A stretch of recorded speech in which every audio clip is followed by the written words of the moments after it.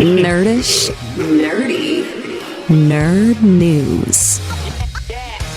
Hi, and welcome to Nerdish, Nerdy Nerd News. Come along and ride with us as we explore, discuss, and nerd-splain some of the most interesting topics of today.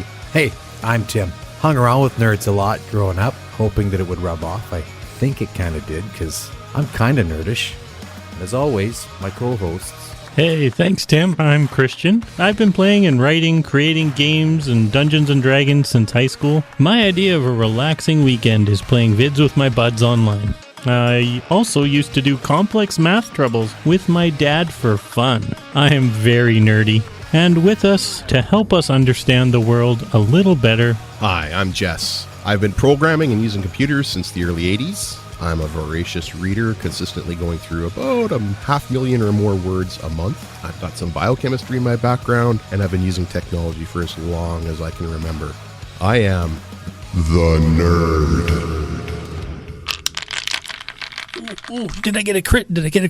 Oh, I critted Tim right in the face. That sounds like it hurt. It did, and I think, oh no, epic fail. Uh-oh. So I just got critted. Yeah, you did. And that is how, my friend, how role-playing games and Dungeons & Dragons specifically is your life is the dice. I feel like we should. I feel we need to. Dungeons and Dragons. So, Dungeons & Dragons is a fantastic franchise that Jess and I have been playing for 30 Very long time. I used to watch the cartoon Saturday mornings. I am Dungeon Master, your guide in the realm of Dungeons and Dragons. Yes. That is a cult classic. Yeah. And I never did watch it to the very end. Oh. I don't even know if that series did end or not. Yeah, it did. I don't know if they got back. That makes me sad right now, actually. Okay. But that's about as far in the depth of my knowledge goes. My older son plays Dungeons and Dragons. And trying to get you into it, is he? well, I mean, it sounds so cool. Like his dungeon master probably should be writing scripts and novels. And some are, and Some. many of them are published. That's a beauty of this industry and this particular genre, is that anyone can, and many do, and they publish them either privately or they send them in and they get published, because the more content it is, the more evolved the world becomes. And See, like, and with Dungeons and Dragons, as much as I wanted to play as a kid, there was so much urban myth revolved around it, and my mom and dad were, nope, you can't do that. That's dangerous. Yeah. And it's really sad. It is. Yeah. let's start with what it is and where it Yeah. came from, and then we'll kind of move into... So Dungeons and Dragons have been around since the 1970s. The Yes. original Dungeons and Dragons was put out in 1974. But there was games before that. But the Dungeons and Dragons that we know today, that's when it first sort of came up. by our nerd lord and savior, Gary Gygax. Yes. Gary Gygax. There were two gentlemen. and Dave Arneson. Yeah, there were two gentlemen, Gary Gygax and Dave Arneson. Any gamer who's ever played D&D or any other role-playing games has heard of Gary Gygax. He was He was the saint of Dungeons and Dragons. They used to play a bunch of other miniature games, and the miniature games that they were playing were more of like the battle reenactment type Tactical. stuff, tactical. Okay. Very like this tank moves 6 inches and attacks your characters, and like very battle oriented. So was it like based on actual kind of stuff, or this was just purely a role? This was kind of the beginning of the role-playing genre. It was, because the stuff that they were doing in the 60s and 70s was very like tactical planning. Okay. Full war tactics and battle tactics and things like that. But Gary and Dave really wanted to get more into the actual, for lack of a better term, the role playing of it. Like, well, why are you doing this in battle? Why are you going after these people and attacking them and having a sword fight with them? Like, not just okay, let's have a sword fight. My sword hits your sword. Okay, it does 10 damage. Right. You know, they wanted to get more into the storytelling side of it. Yeah. So they would do like reenactments of World War I, World War II. So it was a unit, a tank, or like a horseman. But what if we were to take that one horseman and we were to like, that's the one unit that I'm going to control, but it's not just a unit now. It's a person with a background. And it's Bob Phalange, and Bob Phalange rides a horse. And so they developed some rules and things, and they started a company called Tactical. TSR is It's what TSR, it's known as. but it stands for Tactical Study Rules. Tactical Studies Rules. Yeah, Tactical Studies Rules Incorporated. Yes. And that was the company that they used to begin to develop this. And the original book was how you build a character on a piece of paper, build a persona on a piece of paper, and how their abilities have values. Okay, so even right there. No, we're not just talking getting like a snakes and ladders game and reading a little, one-page rule book. So now they've written a background book. A manual. A manual. A manual for creating your character in this universe that they have. And by Okay. character, when people say character, it's just like in a play. A character in a play or character in a movie. Or character on stage. Good old Vin Diesel in, So not a specific character, but a type of character. Yeah. Right. Whether- And then you fill in. So Tim, have you ever thought like, oh man, my life's kind of boring. I wish I could have some adventures. Like you see some of these movies where they're like fighting zombies and My life is a movie, bro. Okay, but yeah, I get it. and you've wanted to do that, right? And it's just like, but I wouldn't be like I am right now. I would have muscles, and I'd have like I'd be more charismatic and be able to talk to people instead of like or cowering in the corner. or like like I just know. like you look at your favorite TV characters, like Nathan Fillion from Firefly. He's the captain Ship of the captain. ship, and he's like got that personality, and he doesn't take any crap from anybody, but he's still kind of goofy, and that's not how I am, but I'd love to do that. And you can. You create your character. That's his character's personality, his character, and you play that while you're playing. So now you've all taken on roles, which is why it's called role playing. Right. And you play within the rules that you've designed that these characters can do.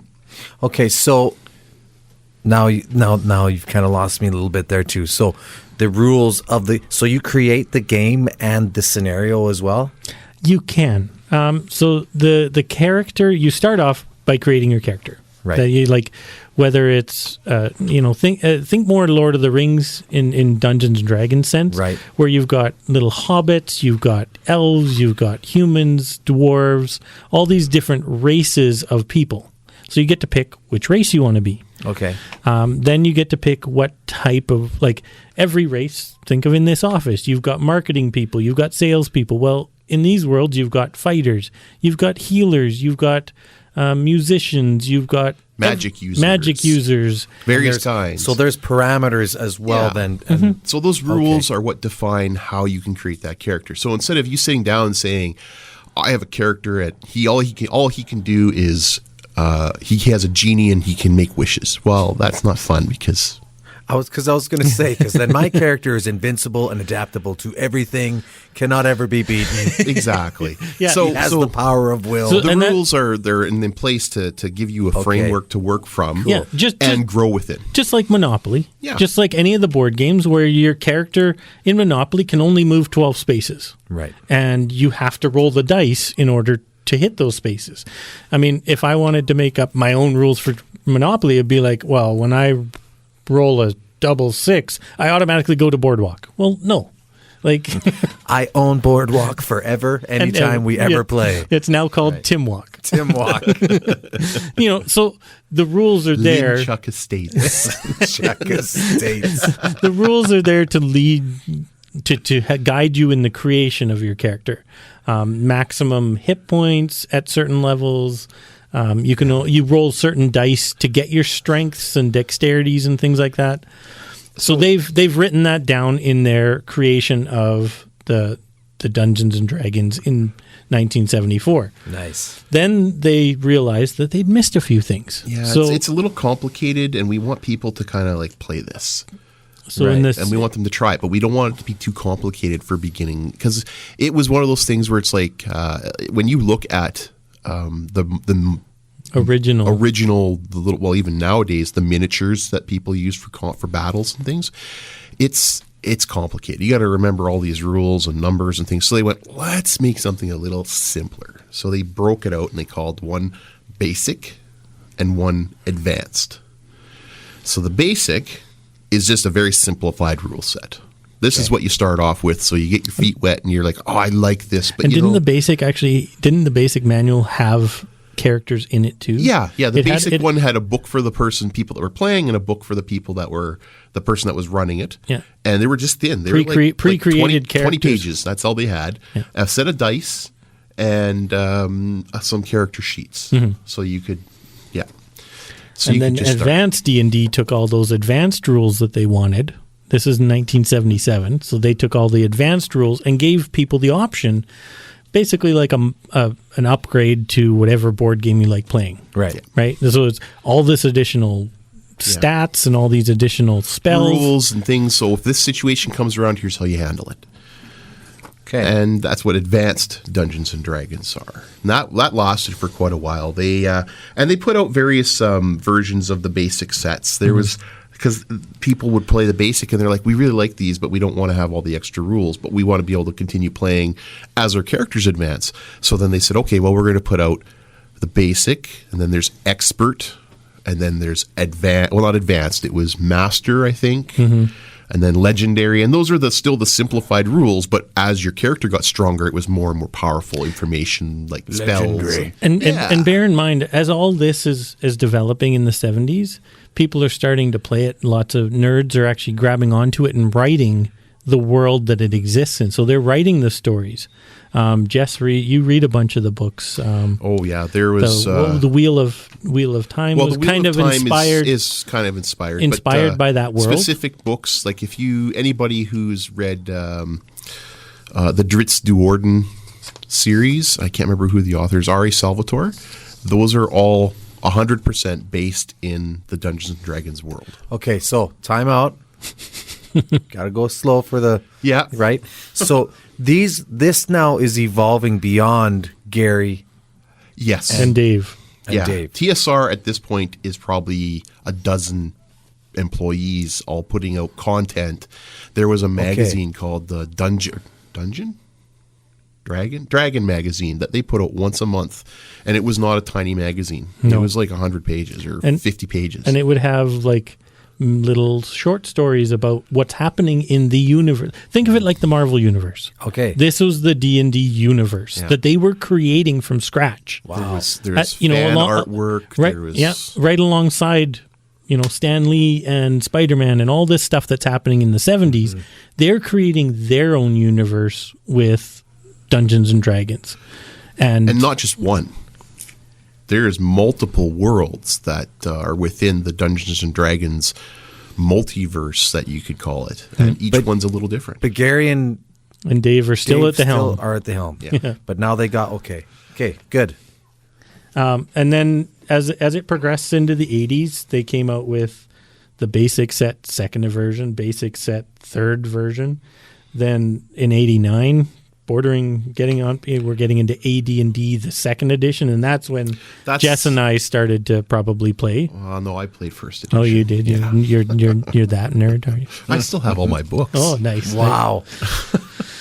And then what they did is they went, okay, we're going to revamp these a little bit. We're going to put some more rules. We're going to make it so it's a little easier to understand. Balancing some of the characters, because they'd realized in some of the original versions that, well, when this wizard character does this spell, it's way too powerful for all the other characters.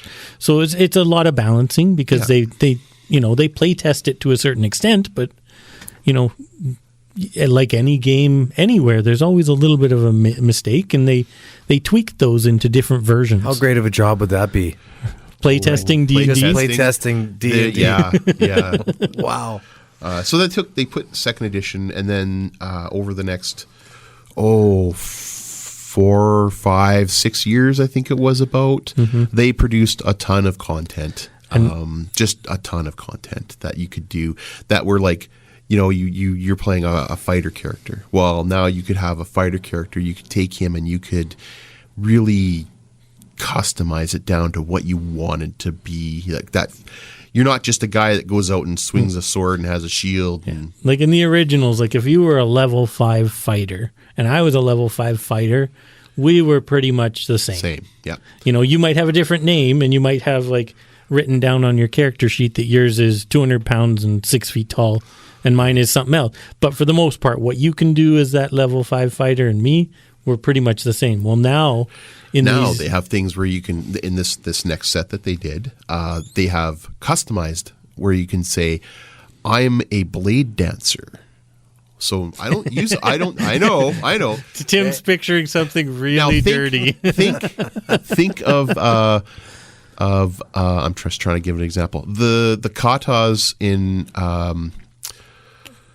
where they use the two swords, right? And they're dancing and they're like flying around and they're doing leaps and spins, and those swords are flicking around like that would be like a blade dancer. It's a specific skill set. As opposed to the Roman centurion or the ancient knight with big armor, who's still a fighter. Right. He's got full armor and a giant broadsword. Well, those are both fighters, but very different styles. Yeah, and they work differently in different situations. Yeah, and so they started to adapt that into the Dungeons and Dragons world for all the classes and all the characters, and it became much more customized and exploded. At that point, it absolutely exploded. Mm-hmm. They had modules, and by modules, I mean these are things like prepared adventures that the dungeon master, like you were saying, he's like your son's friend who's creating them himself.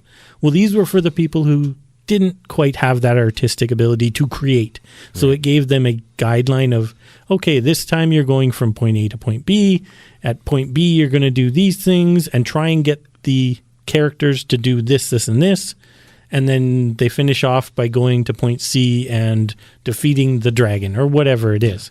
And that's these modules that they started coming out with, and there was hundreds of them in the massive universe. Absolutely, and not so locked down as the Marvel universe or the DC universe, where it's like Spider-Man is this and this is what Spider-Man does. Well, it was you were always welcome to create your content own and submit it.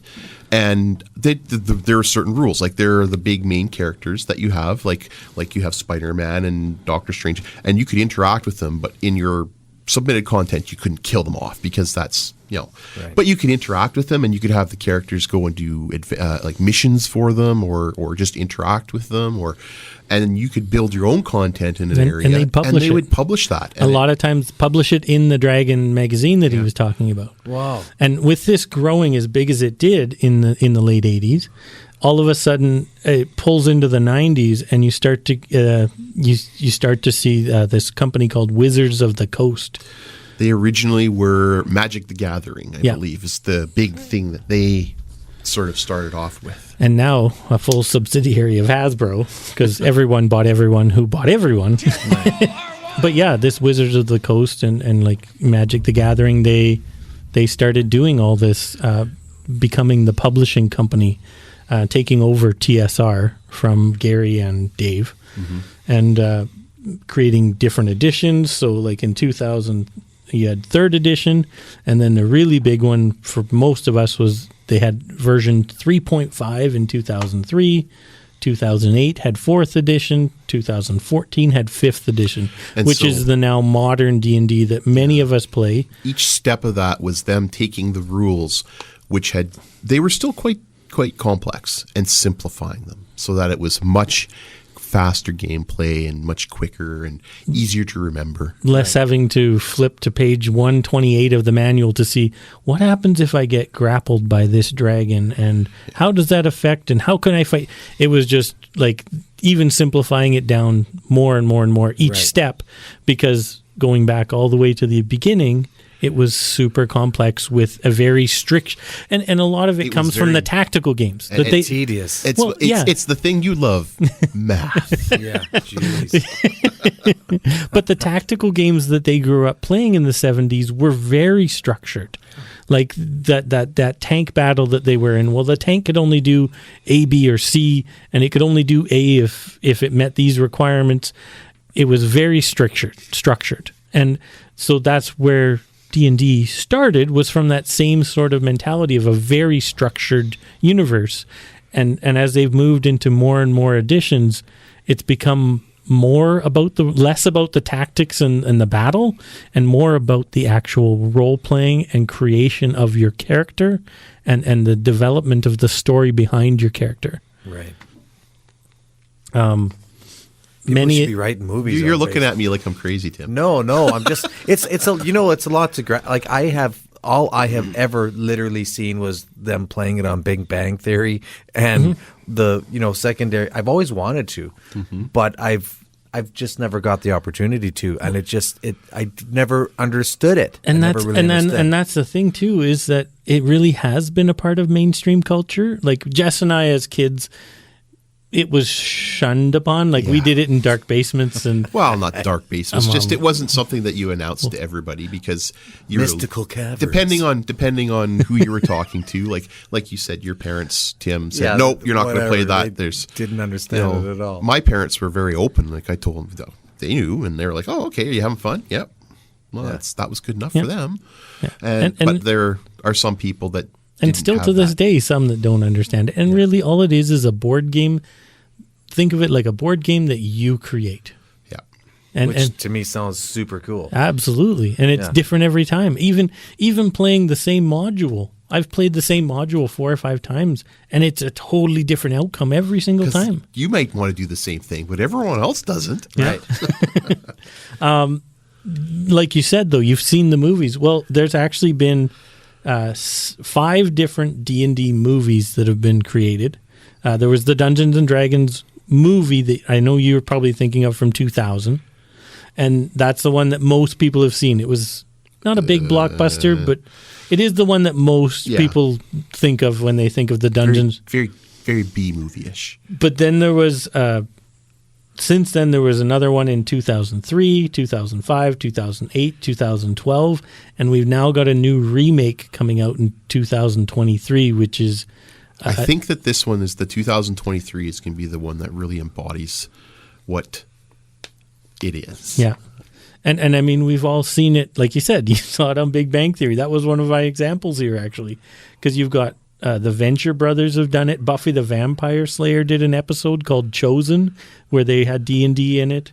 The IT crowd, the Jen the Frito. The Frito, yeah. Yeah. The Community, 70s show. Freaks and Geeks, yeah. Futurama even did one called Bender's Game, where I think Bender was actually the DM. No, he got locked into it in his mind or something. Yeah, but he was the DM, and my God, like Bender's twisted mind running a D&D campaign. Friggin' hilarious. But that's the beauty of D&D, is that anyone can run it, anyone can play it. It's you get a good group of friends together, and it's no different than going out to the bar and having a few drinks and being goofy. And heck, what we're going to do with you later is take you to a bar and have a few drinks.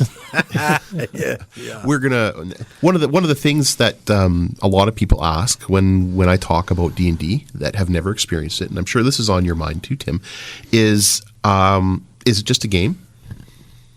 And they mean that, like, is it just a game, or do what happens? Right. And it's like, well, yes, it's a game, but it's a game that teaches you a lot of things.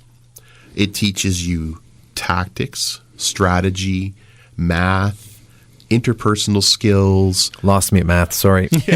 Well, simple math. It's joking. Simple math. Like adding single digit or maybe double digit numbers at the most, right?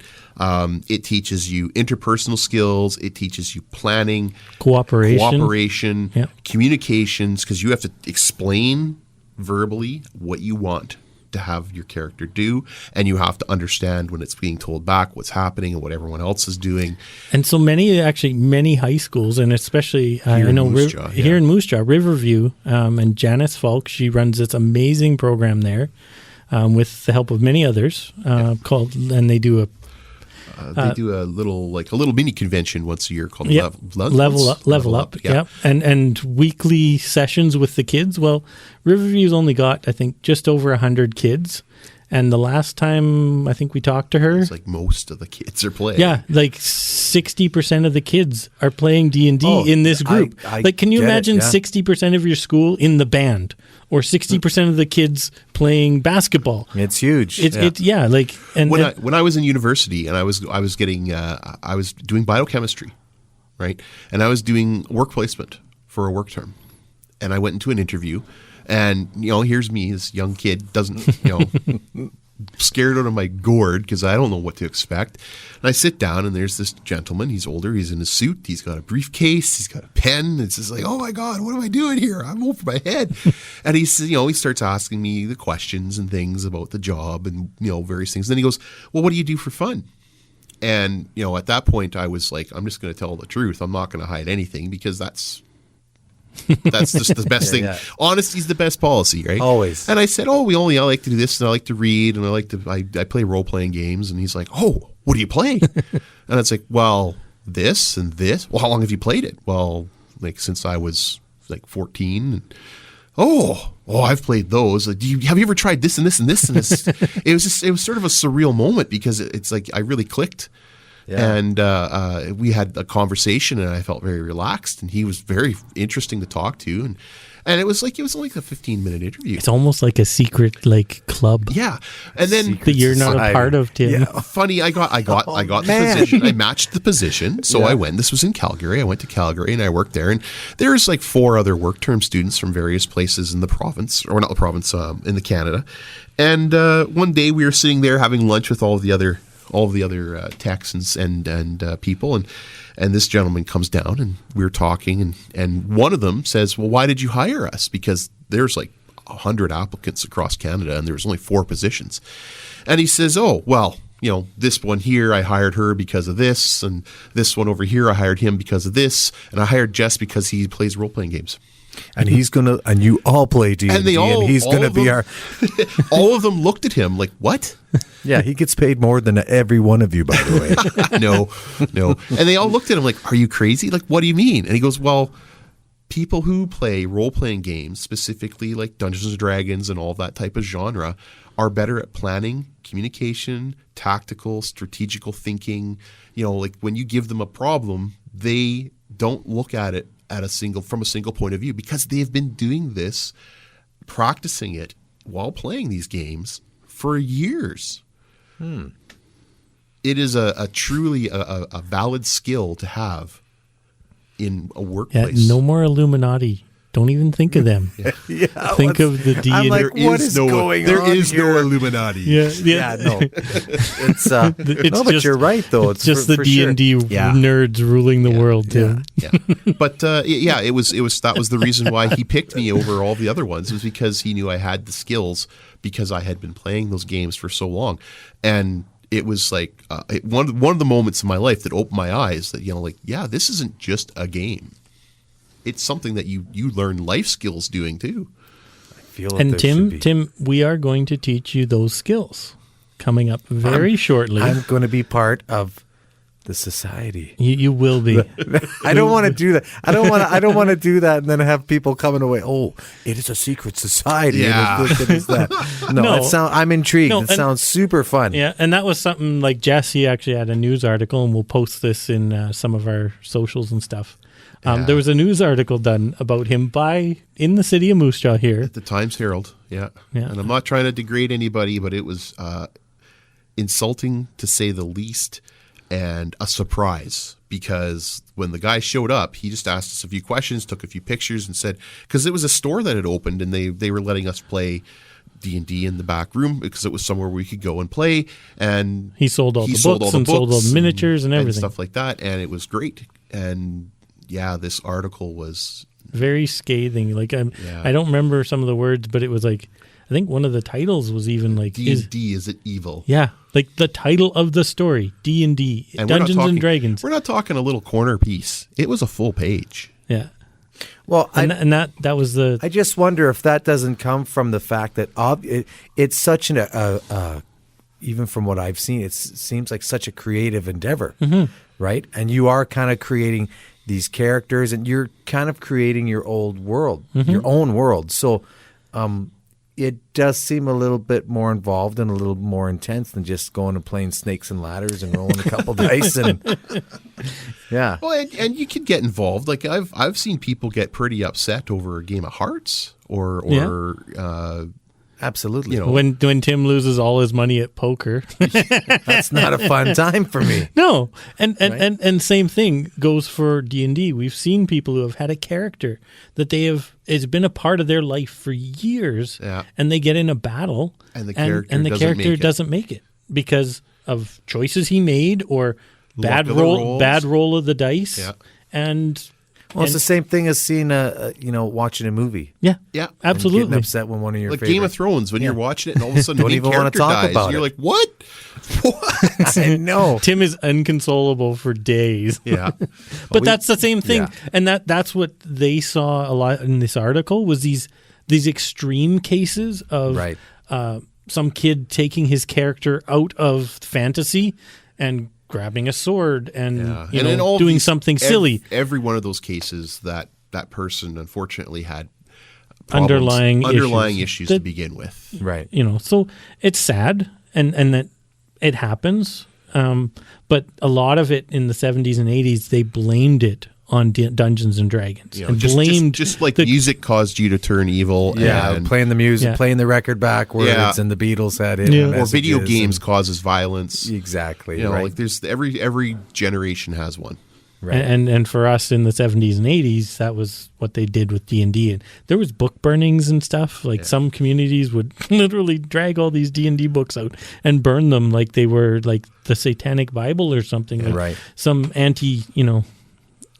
Yeah. whatever. So it's misunderstanding. Misunderstood. And like Misunderstanding everything else- and that's why we're doing what we're Yeah. doing here today is trying to educate people that it is a creative outlet for quite often nerds and geeks like we've had episodes but for about. everybody. It is. Tom Hanks was in a movie. If you go back and you look on IMDb at Tom Hanks, and I can't remember when it was out, and I can't remember what it was called now.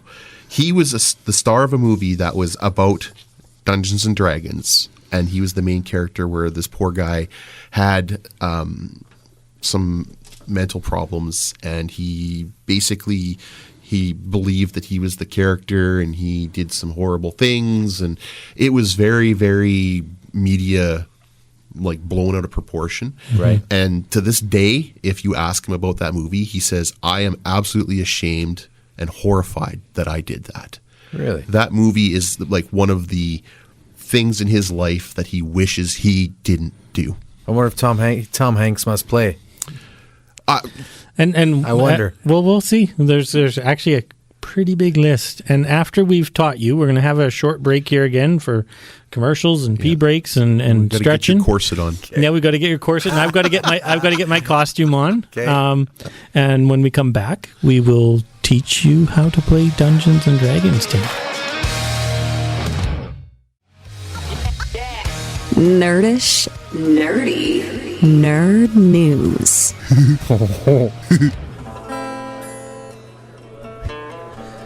We now return to your regular scheduled podcast. We find Tim and his new character, Titus the Bard, in a nicely lit bar tavern in a small town.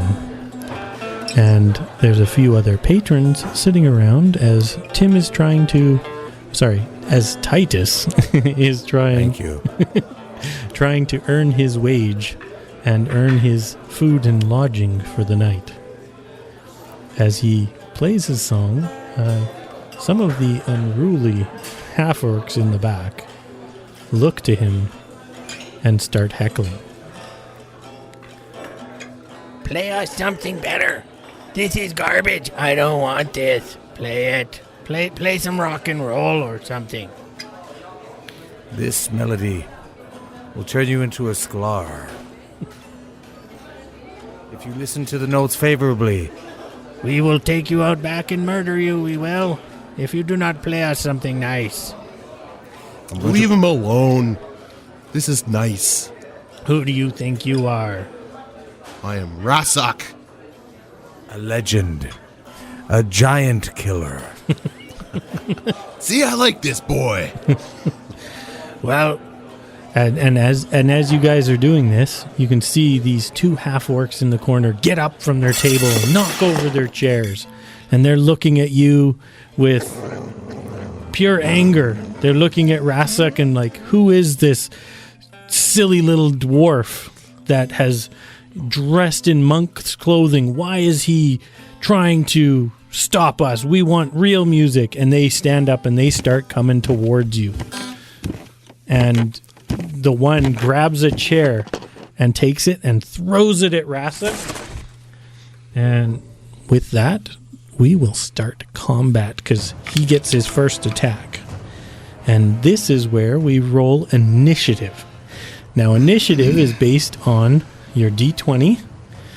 And you take your D20 and you roll it in that little fuzzy pad that I have over there for you. No, just in the one where you picked it up from. Yeah, that's called a rolling tray. And what did you get, Tim? 9. A 9. So then you have plus your initiative on your character sheet, which we will include on our social medias. Right? So what do you have a plus on your initiative? 3. So 9 plus 3. 11. There you go. That's the extent No, of it's the math. not. 12. So your initiative is 12. Jess, what did you get? I got an 18. Okay. And orc number 1 got a 17 plus 2, so 19. And that's the guy throwing the chair. And orc number 2 got a 4 plus 3, so he's got 7. So he's last. So we're going to go orc number 1 first, Jess number 2, Titus number 3, and then the fourth orc gets to, or the second orc gets to go. And so that's how you set the initiative. An initiative, like Jess, we've kind of explained in the break here, is based on a lot of times your dexterity, how quickly you can react to things, and how good you are at avoiding things. So people in these character sheets with higher dexterity, you typically get to go first, but it's all based on that D20 roll. So it randomizes it a it bit. randomizes a bit. So even if you've got a -5 to that because you're a big clumsy oaf, if you roll a natural 20, hey, guess what? You still get to go first Okay. in random situations. So the first orc is going to take that chair and throw it at Rasak.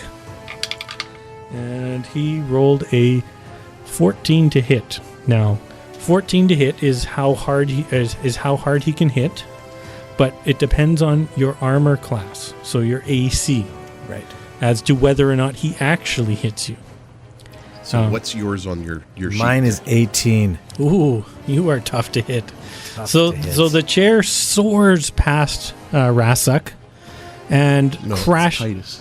You threw it at Titus. Oh, sorry, soars past Titus and hits the wall behind you. So that armor class isn't just you're not wearing like big plates of armor. See, I was going to throw my guitar to And you don't need to. but You I need don't to need keep to. I that. saved my guitar now. Yeah. Good.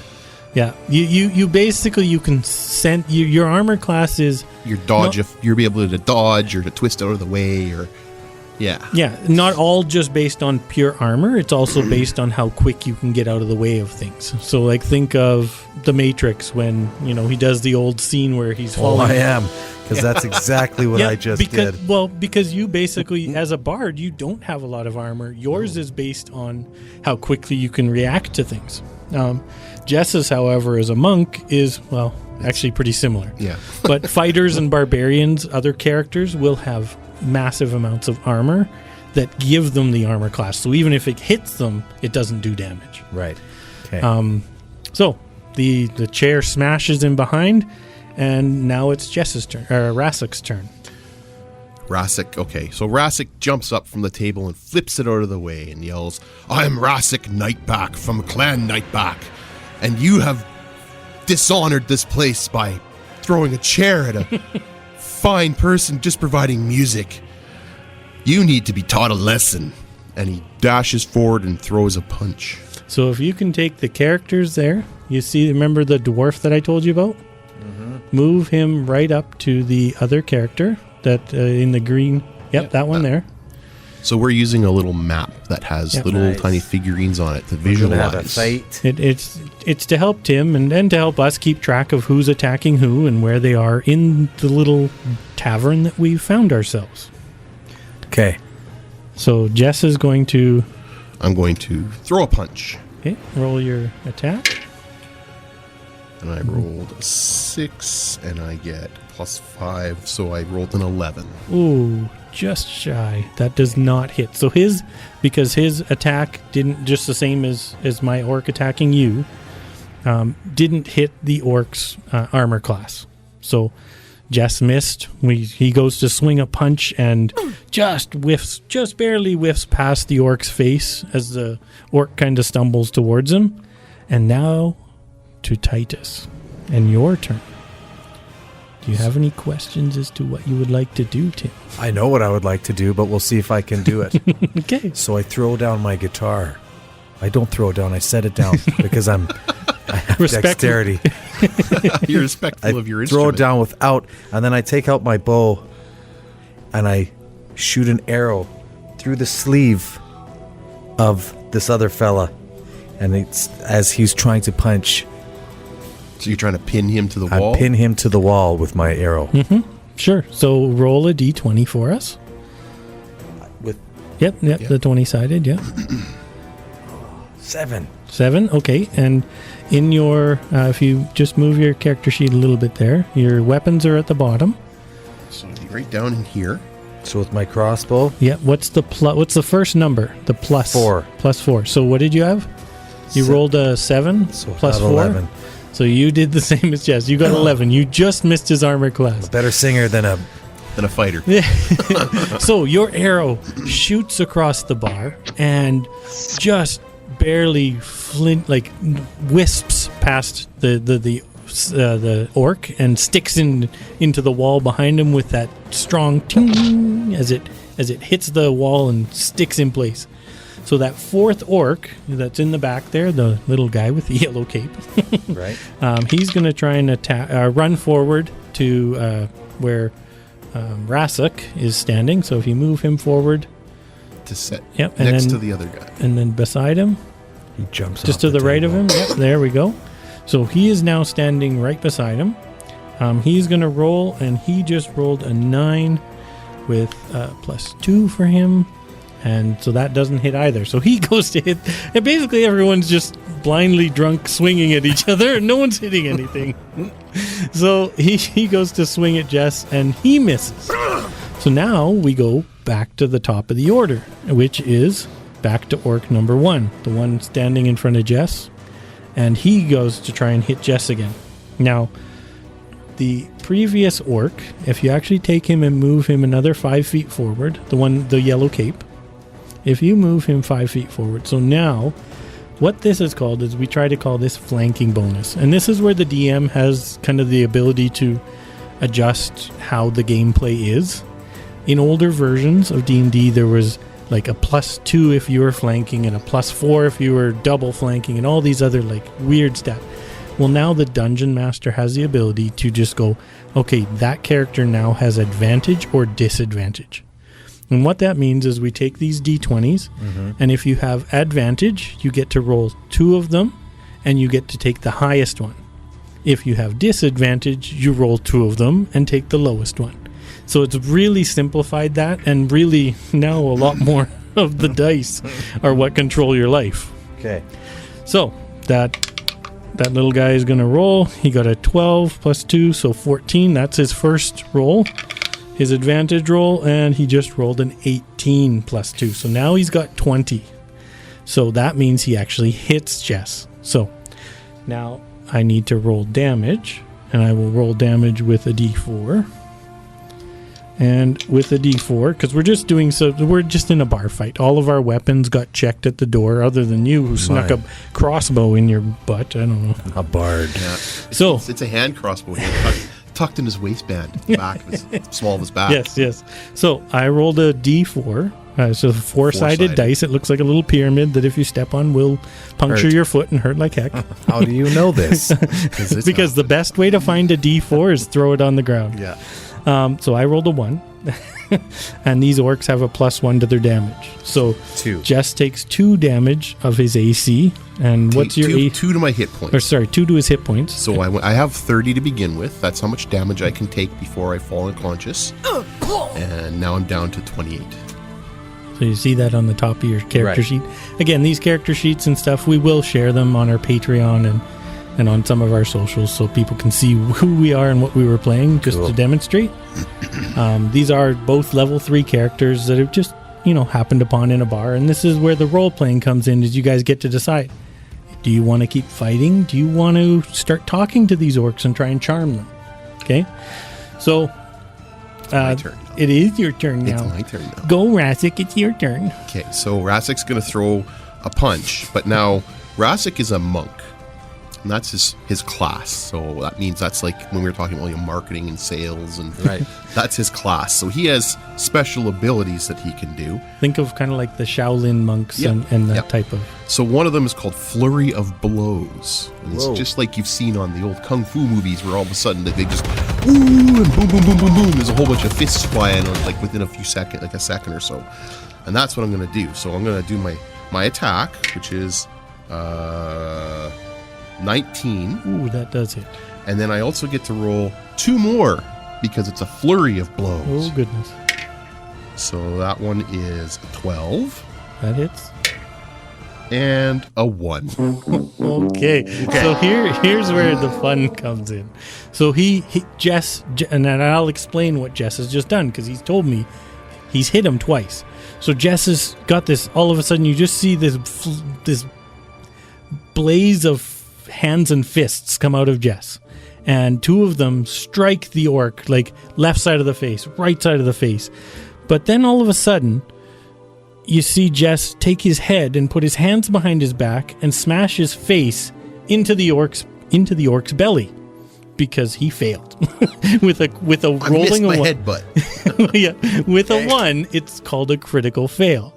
And you'll hear that in lots of references in Dungeons and Dragons. Oh man, that's a critical fail. You've rolled a 1. You've rolled the worst possible ability. Doesn't matter how many pluses you have. When you roll a 1, it's an epic fail. You messed up. You screwed Now, up. it's up to the dungeon master, and actually you can roll 100-sided dice to figure out how bad it is. It just Some slows do things that. It down. slows things down, so a lot of times it's up to the dungeon master.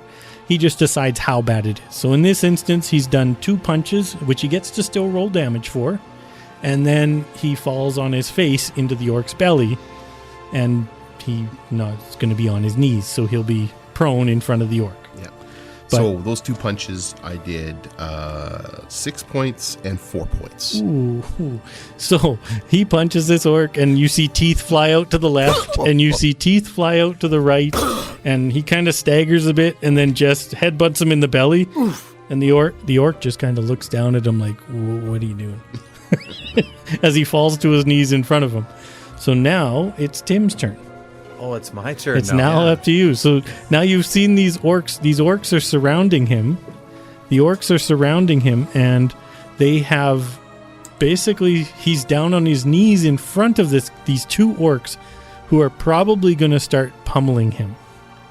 And this is where you, as the bard, have the opportunity to do many, many things that could help him, that could heal him, that could charm or persuade or make these guys fall asleep, or there's so many things that you can do as your character, just like you can when you're at the bar and someone's heckling you for real, Tim. I'm not used to being heckled. Okay, so if I was to do like vicious mockery now,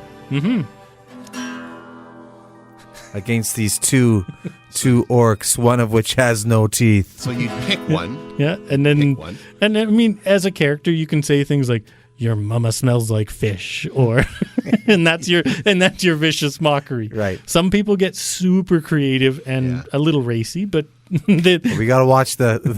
we'll try and keep it PG. We're going to keep it G. General rating here. So I'm going to mock this guy with vicious mockery. Okay. So you go ahead. You guys are really putting me on the spot here. But He's got no teeth. He got the stank feet. He can't even win in a fight against a dwarf.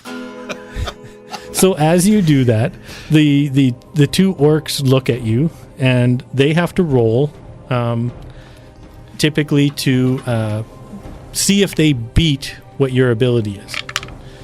So I've got one that rolled a 13 with a -2. It's wisdom. Oh, so his is a wisdom save. Yeah. And a 8 -2. So both of them fail. so your spell succeeds because they weren't able to beat how strong your spell is. Must have been the feet. Yeah. It must have been the feet. It hurt their feelings. So you're going to roll. What does it say on the spell card there? So on the spell card, What's it say on the spell card there for damage? I think it's 1d4 of psychic near the bottom. level Read the card. the spell's damage increases by 1d4 when you reach 5th level. 2d4. Read what the spell is though, because then people understand. You unleash a string of insults. It's so small, I'm having a tough time reading it. It's so. I need the glasses, dear boys. You unleash a string of insults laced with subtle enchantments at a creature you can see within range. If the target can hear you, and they must have because their feelings were hurt, though it need not understand you, it must succeed on a wisdom saving throw or take 1d4 psychic damage There we go. and Which have they failed. disadvantage on the next attack. So you want to what makes- roll. Oh, disadvantage. Oh, that's good to So know. you want to roll your little foot wrecker die. the foot wrecker. Yeah, the foot wrecker. Okay. And tell Christian what you get there. Well, how, you The got number at the top. The number that's facing upright. 4. Okay. So and the first orc, the one that Jess punched in the face and was missing the teeth, he took high offense to that. And basically you just see him cringe, and now he's fallen to his knees in front of Jess. How would you like to see him go unconscious? You get to tell me. So your spell affected him such a way that you've, like, after I hit him a couple times, now your spell has done enough damage to his psyche that he's going to pass out. But how? And so my choice as DM is I give you the ability to tell me what happens to him. So like if this were a battle with swords and you've done a bunch of damage, then I would say, okay, and how did you kill that guy? And you'd get to tell me, oh, I lopped off his head and it fell off the side of the cliff, and you get to be creative with the movie scene that you just created. So in this scene, I said, yeah, you've done enough damage. He is now going to be, because we're doing not deadly damage, you're just going to be knocking him unconscious. But, you know, you can have him stagger backwards over the table and fall over in the corner with his feet in the air. Like, you get to, again, be creative with your character and tell your story of how your words affected that orc. Okay, so this guy, Yep, that little guy there. but he's on his knees right now, I thought. Well, Yes. sure. But how is he going to, like, just as an example, Tim, you could He say gets- as he starts crying, and says, yeah, but my mom picked these clothes out and I can't And then- wash my feet because I have... And he's dribbling snot and blood from his teeth and he runs out the door, Yeah. Or whatever. right? It's whatever you want. Then that's the beauty of this, Tim, is that you Okay, so I like that. I like what he says there. He took major offense. He's crying now at this point. Big tough guy. Big orc with no teeth. It's just kind of talking like this. It's a sensitive topic. And yeah, he runs out the door Okay? Crying. There you go. Perfect. Toothless. And so the other one did take some damage, so now he's a little damaged, and you can see a tear welling up in his one eye that's on your side. Just welling up. He's sniffling a little, but you can still see like he's angry. Like Right. he's Hurt ready. his one feeling. You hurt his feeling. So it's his turn now. Uh-oh. And so he turns to you and he charges at you. So if you move that little yellow caped crusader towards you on the bar, and he rolled a 15 to hit you on the bar, and with your armor class being 18, he doesn't hit you.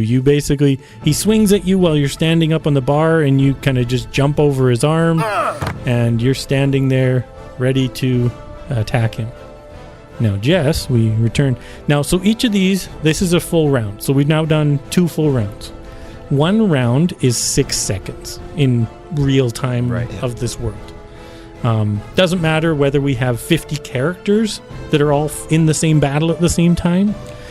The entire round from top of the order all the way back around is 6 seconds. Cool. So you have to imagine what we've just done has occurred over 12 seconds. It's like very quick. Yeah. But fast. we've been able to do it like this. But Float like a butterfly, sting like a bee. And when you imagine it, like that's really quick. Like fights Very don't quick. last long. Any No. kind of fight. And one So- guy's already ran out the door crying, so Yeah. we're doing pretty good. Yeah. And so now we come back to the top of the order. It's Jess's turn. He's down on his knees because, and the other orc has run away from him. So, he gets to choose what he wants to do. So part of it's going to be usually I'm getting gonna up. stand up, and I'm going to move over to the other orc just behind him. Now, so- since I stood up, that was my action. I can't do anything else. Right. So, and that's the thing. You as a character, you have 4. I think basically 4 things you can do. You have an action. You have some characters have bonus actions. Bonus actions are usually smaller things you can do to assist. You have reactions within a round. So within that 6 seconds of going around once, you have a reaction. If someone like that orc running away, if Jess hadn't been on his knees, I could have given him an attack of opportunity. Because as someone He turned turns his back on me and ran away. and ran away. So Jess gets a free shot, basically, is what it is. But because we're doing this as basically subdual damage, which is like non-lethal, Yeah. it wouldn't have done anything other than punch him in the back of the head. So things like that are all part of this. These are all part of the rules that Right. have been created for the Dungeons and Dragons universe. So, like I say, now we come back to Jess. He's now done what the orcs have did to him originally. So they were flanked, and now you guys have this orc flanked because he's on the at opposite. advantage. Yeah, you guys will have advantage. He actually, I forgot to do it. He actually had disadvantage on his attack with you because of your vicious mockery, but I forgot to roll it. It wouldn't And matter sometimes because that happens. lower number is what you get. In that It case. is. Yeah, it wouldn't have mattered because he didn't hit you. But had he hit you, that second roll of his may not have, which would have, again, that's where that vicious mockery or spells like that give the whole team a better chance at winning or losing. And this is where the dungeon master or the game master is he's the person that sort of runs the thing. He makes sure the things get done. He's the one that's the storyteller, like when Christian's doing the voices and describing the action, and then we get involved saying like our lines that we've made, the singing that you did, and that's where it all becomes Cool part of the whole game. fun.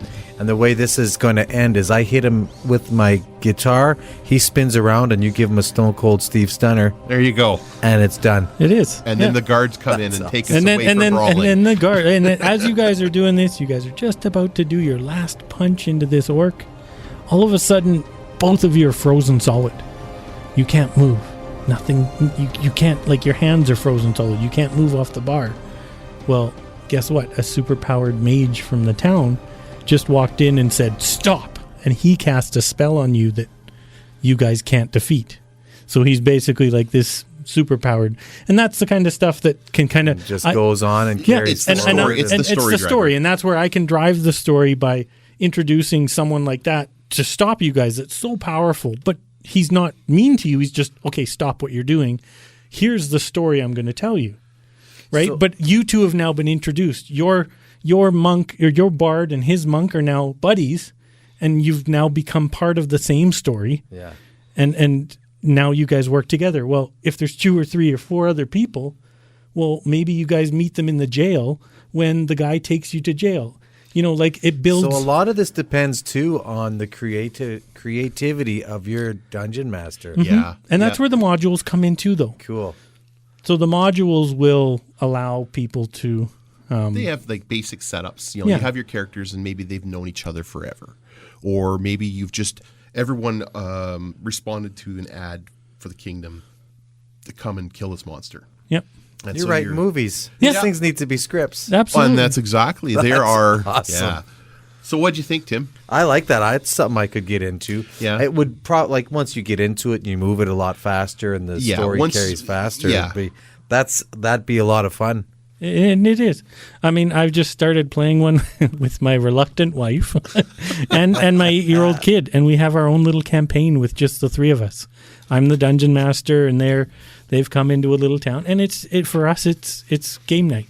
You know, we hang out, we tell our story, we play our characters, and you know, we work together as a family to have fun. That's pretty cool. And it's ongoing. Like it's well, not. hey, that's my first game of Dungeons and Dragons, You guys. did really Congrats, well. buddy. Congrats. Could have worked on the singing and the music a little more, but Well, hey, why it's a don't start. you finish us off with a couple chords? How about just farewell and adieu, all you young Spanish ladies. Farewell and adieu, young ladies of Spain. There you go. All right. So on that, with men, like I was talking, just you can leave those there, Tim. We'll move No, on. he's got to put them to the side 'cause he'll play with them. Oh, he will. You're right. Just You- like with the put cars. You remember the cars? Yeah, Yeah. put the toys away, Tim. Put the toys away. Don't play with the toys anymore. With this, like we were talking about various campaigns and all kinds of stories. Well, over the last decade or less, there's been a few very public campaigns that have been played on the internet and played for people to watch. So So you have these- a group of people just like us that have sat down. You have someone who's their game master or dungeon master. Those terms are interchangeable, Right. And they have the players, and they are recording and streaming, or recording and putting on YouTube while they're playing. So other people can watch and be entertained. So one of the ones that has done this better than anyone else is a group called Critical Role. And they are a group of mostly voice actors. They stream a show where the cast play the ongoing Dungeons & Dragons campaign with Matthew Mercer serving as the Dungeon Master for 7 other cast members. And If you look it up on IMDb, you'll see who these cast members are, and they are not just like people that you've never heard of before. There's one of them that's been on. Oh, I can't remember now. Like, whole bunch. like there's people. Like, these are They're actors very- that have been on like TV shows that you'd recognize if you saw them. And so they have on Twitch, which is where they stream a lot of their stuff, 1.1 million followers that watch their. Wow. Yeah. That So like people are. Well, what does that mean? That followers. Think of the old rating systems. What was it called? Oh yeah, for TV. And, TV. What was that called? The. Oh, anyways, and they'd say, oh, well, we had 2.6 million people. On their ratings. Yes, and- Yeah. this one has 1.1 regular viewers just on Twitch. Holy Yeah. smokes. And so they have done multiple campaigns. They launched a Kickstarter that raised money for a program that they're doing that they did on Netflix called The Legend of Vox Machina, and it's on Netflix. It's amazing. It is really good. But it's all not a based- kid. It's not necessarily a kids one though. no, Like, definitely The not. Critical Role people, they don't keep it G or PG. Right. They will make adult rated jokes, Yeah. but not like really. No, they're pretty bad. They can be pretty bad. But they're R-rated. So They're fair definitely- warning. yes, Yeah. but But their Kickstarter campaign raised $11.3 million, so that allowed them to turn the animated special into a 10-episode animated series that they produced for Netflix. yeah, and it's fantastic. Like if you're really wondering what when D&D is being played, what people see in their minds, go on to Amazon Prime, whatever video, and look this one up.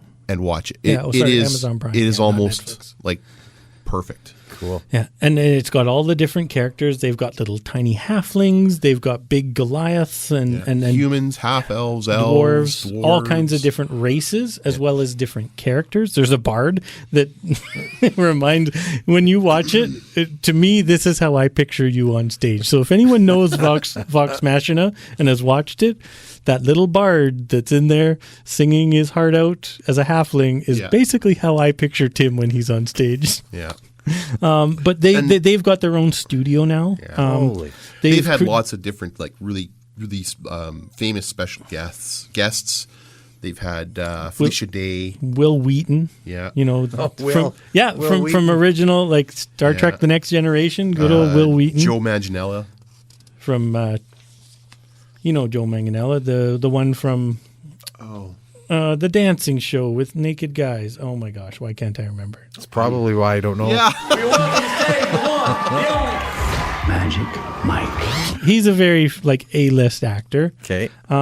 Chris Hardwick. Chris Hardwick, who hosts TV shows and stuff. The Wall on NBC, I think, is one of the shows. Like they've had lots and lots of people sit in as guest characters, just like we played here. They'd have a character they'd meet at the bar, or they'd be walking down the street and he'd bump into them and, oh, hey, So has this like grown in popularity, or has it always just been that way? And It's been very popular, but very, I'm not going to say underground, just not out. right. That's the best way to put it. Yeah. It's been something that people have been playing, and it's had its own following, and it's been quite big. Like I said back, they had a magazine that come out once a month, and it was a big magazine, and thousands and tens of thousands of subscribers. Yeah. And these books, like there's not just D&D. There's all kinds of role playing games. Oh, and there's tools. So the pandemic has really helped us hone our offline skills for this. So there's a lot of people I've reconnected with that I used to play D&D with that are in different parts of the world with tools like D&D Beyond, Roll20. These are all websites that allow people Cater, yeah. that allow people to play these games virtually. We play them here in town in person, but we can play them virtually just as easily. So if one of our members gets sick with a flu or whatever, we can play these virtually. The celebrities and stuff, like we mentioned with Critical Role, there are so many celebrities let's nowadays. do this. Let's each mention 2 celebrities that We've looked up. that we're surprised or we know. Yeah, so we gave Tim a list We gave here. Tim a list, and and then he went, "What? Who? The what?" So go ahead, Tim. Pick two of the ones you've got picked out there. Okay. I hope they don't get mad at me, but if I ever got a chance, I think Stephen King, I think would be a super intense game of D&D. And these are all people that play or have played. fairly regularly. Yeah. Yeah. And Happy, Jon Favreau. Yeah. I think he'd be fun. Yeah, and see, for me, the one that got me was Vin Diesel. He actually did an amazing, and he will actually play it on set In between takes and stuff. Wow. And Matt Groening of Simpsons and Futurama, the head creator. These very creative and talented people. Like some of the people that I've seen, Dwayne Johnson, The Rock, Wow. What's another one? Kevin Smith. Kevin Smith, yeah, he's pretty good. Steven Spielberg. Spielberg would be super fun. Mm-hmm. So I mean that's the kind of thing that now has become mainstream, and I know they a lot of these guys have their own podcasts and Drew and Barrymore. yeah, a lot of guys these people have their own content like this that they do either streaming or YouTube's, and they share their stories and their characters with the rest of the world. I have a great idea. Let's sharpen my skills at this game, and then let's play with these folks. Yeah, let's invite them on. Absolutely. Yeah. There is so much more we can talk about with role playing games, and we might roll back around to this with other role playing games and other creations. Yeah. We're just excited to be able to share this one with you, Tim, because this has been a large part of mine and Jess's 40 years on this planet is. You know, it's one of those things where you spend the initial money on the books, and it's limitless for the amount of enjoyment you get for it. Well, I can say that I've wanted to play this for about 40 years, and thank you for letting me and introducing me to this. I'm hooked. Yeah, I think this would be super fun. I hope you and I think a bard character is fantastic. Your music and stuff would lend up some cool stuff. Yeah. All right. Well, that's I think what we've got for you here today for Dungeons and Dragons. I'm sure we'll be back with more in the future. Oh, we've just scratched the surface. But I think so. Everyone, make sure you check us out. And thanks, guys. Thanks again for letting us into your ear holes with this nerdish, nerdy nerd news podcast. Check out our website at wildshot.ca. you can find us on all the socials under Nerdish, Nerdy, Nerd News. Listen and subscribe wherever you get your podcasts. You can also subscribe and support us at patreon.com/nerdish to get more bonus content, show notes, and merch. If you'd like to send us topics for future episodes or comment about our existing ones, please email us info@wildshot.ca. And remember, stay nerdy. Nerdish, nerdy, nerd news.